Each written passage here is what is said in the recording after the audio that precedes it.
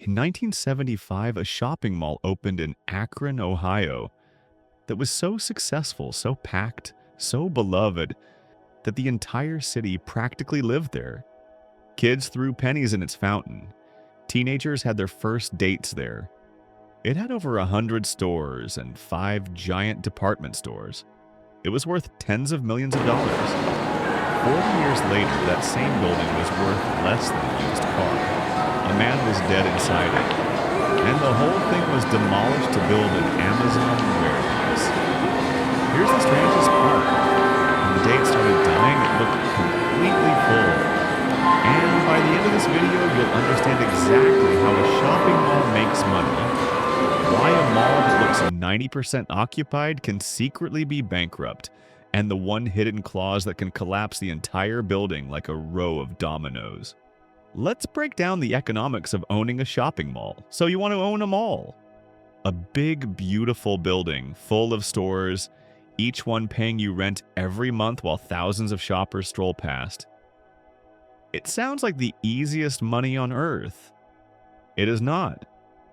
Because before you collect a single rent check, you have to survive buying the thing. A large regional mall is not a casual purchase. Building one from scratch, with the land, the parking garages, the plumbing, the climate control that heats and cools over 1 million square feet, and the mountain of permits, can cost hundreds of millions of dollars before a single store opens. Rolling acres of a mall in Ohio cost around $75 million to build in the 70s, which is like spending hundreds of millions today. Buying an existing mall is cheaper. But here's where it gets strange, because not all malls are the same species. The industry splits them into tiers. A Class A mall, the kind with a luxury department store and a waiting list of brands begging to get in, can sell for over $1 billion, but go 2 or 3 tiers down. Older building, weaker stores, struggling neighborhood, and the price falls off a cliff.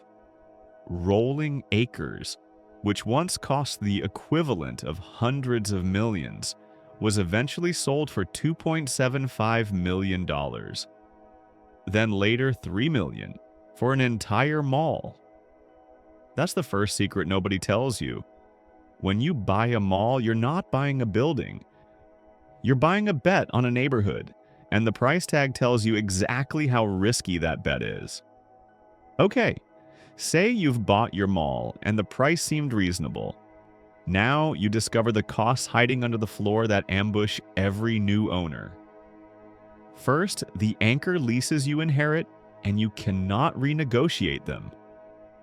The anchor stores, those giant department stores at the ends of the mall, often signed their leases decades ago at shockingly low rent, locked in for years.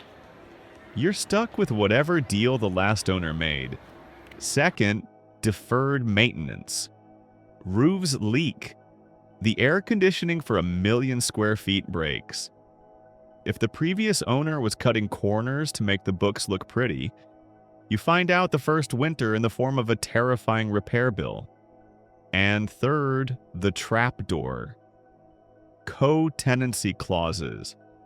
Buried in almost every mall lease is a line that says if a major anchor store closes, the smaller stores around it are allowed to slash their rent or walk away entirely. You don't see this cost on the day you buy. You see it the day your anchor leaves, and suddenly a dozen other stores are legally allowed to pay you less or nothing. Remember this clause. It's the domino that knocks down everything. Now for the fun part, how a mall actually makes money. And it's cleverer than it looks. There are 4 layers. Layer 1 is base rent. Every store pays a fixed amount per square foot. A small clothing shop might pay $40 to $60 per square foot a year. But here's something insane. The anchor, the biggest store in the whole building, often pays almost nothing. Analysts who studied Sears leases found Sears was often paying around $5 per square foot, while the little shop next door paid $50 or $60. Read that again. The store with the biggest sign paid 1/10 what the tiny boutique paid. Why would any owner accept that? Because the anchor isn't paying for space, it's paying with customers. The anchor drags thousands of shoppers through the doors, and those shoppers walk past all the smaller stores who pay full price precisely to be near that foot traffic. The little stores are quietly subsidizing the giant one. The mall isn't renting space to the anchor, it's renting a crowd from it. Layer 2 is percentage rent. On top of base rent, stores agree to hand over a small slice of their sales above a certain level. If a store blows past its target, the mall automatically takes a cut of the extra without lifting a finger. Layer 3 is CAM, Common Area Maintenance, where tenants pay their share of cleaning, lighting, and security for the whole building. So a huge chunk of the running cost gets billed straight back to the stores. And layer 4 is everything that isn't a store. The kiosks and dominoes. And there's a beautiful little secret. The sunglasses bar taking up 100 square feet, sitting right in the front of every shop, can pay more per square foot than a full-size store along the wall. In a mall, position is worth more than space. That tiny cart can be the most valuable real estate in the entire building. So the mall is a machine printing money from 4 directions. What could possibly go wrong? Well, the other side of the ledger is brutal.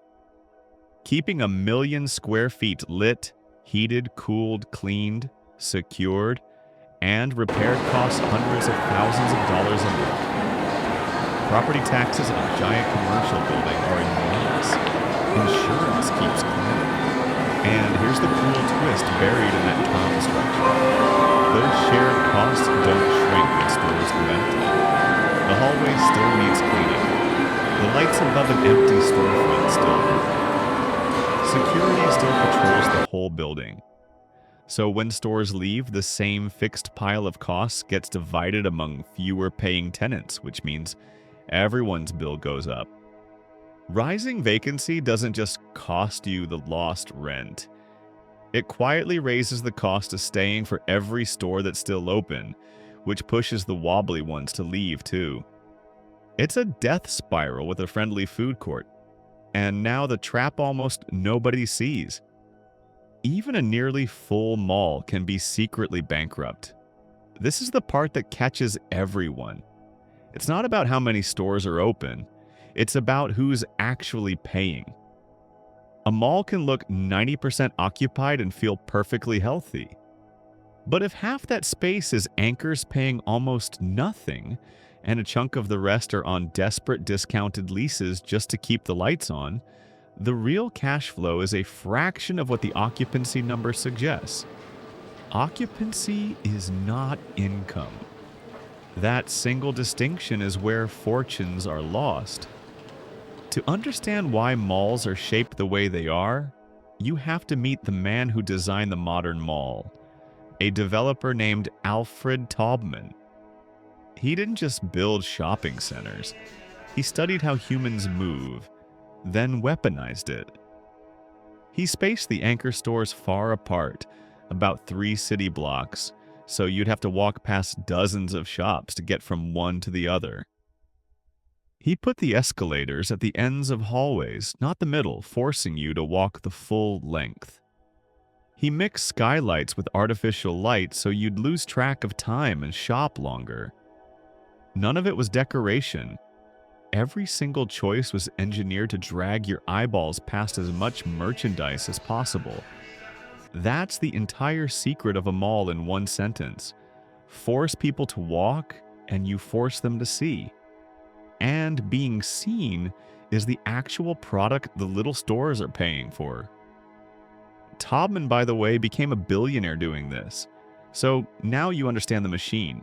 Let's watch it die, using the real story of Rolling Acres. For its first 20 years, it was the optimistic scenario come to life. Nearly full, over 100 stores, 5 anchors, a movie theater, the beating heart of Akron. Then slowly, the dominoes. A newer, shinier mall opened nearby and started pulling shoppers away. One anchor left, then Target relocated to another town. Then the department stores began falling. One rebranded twice in 2 years before shutting down entirely. And every time an anchor fell, remember the clause? The co-tenancy dominoes tipped, letting more stores cut their rent or flee.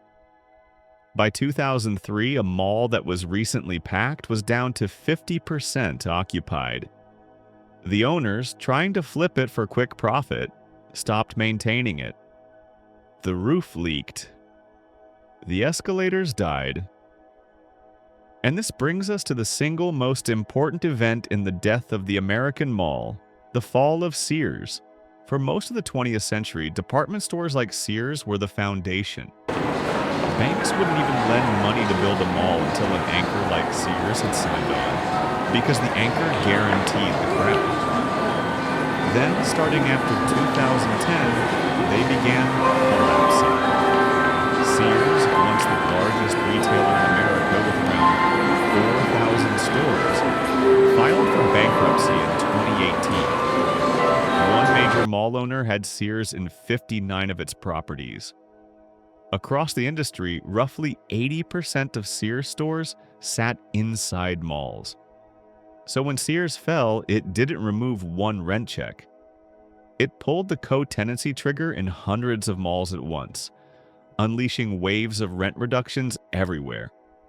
And refilling a giant empty anchor box is brutally hard. They're enormous, weirdly shaped, and built for one kind of tenant. One owner spent $100 million over 3 years just to chop a single old department store into 4 smaller ones. That's why analysts said the Sears bankruptcy would hurt mall owners for years, not months. As for Rolling Acres, the ending is grim. By 2008, the power was cut. The building sat empty and rotting. Scrappers tore out the copper wiring, and in one horrifying incident, a man was electrocuted and killed trying to steal copper from a power box outside. Vandals smashed the skylights, letting rain and snow pour in for years, rotting the floors. The owners stopped paying taxes, racking up over $1 million in unpaid bills until the city of Akron seized it. Between 2016 and 2019, the mall that all of Akron once loved was demolished into rubble.